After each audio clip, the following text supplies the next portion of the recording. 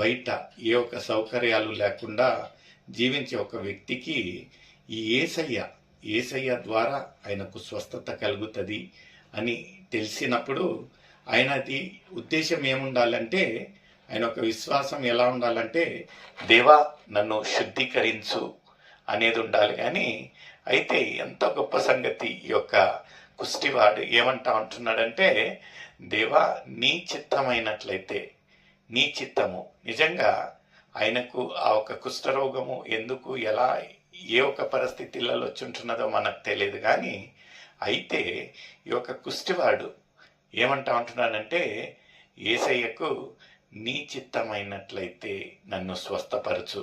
ముందు ఏమంటా ఉంటున్నాడండి, చెయ్యి చాపి వాడిని ముట్టి నాకిష్టమే నీవు శుద్ధుడవు కమ్మని. హల్లెలూయా, దేవునికి స్తోత్రం కలుగును గాక.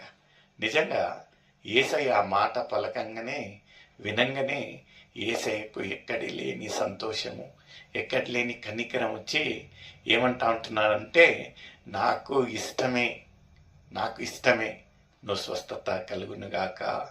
నిజంగా ప్రియమైన సోదరుడా, ఈ యొక్క 40 రోజు శిల్వ ధ్యానాలలో మనము ప్రతి సాయంకాలము పదే మనము దేవుని యొక్క సన్నిధిలో వస్తూ ఉంటున్నాము, ఆలయంలో వస్తూ ఉంటున్నాము.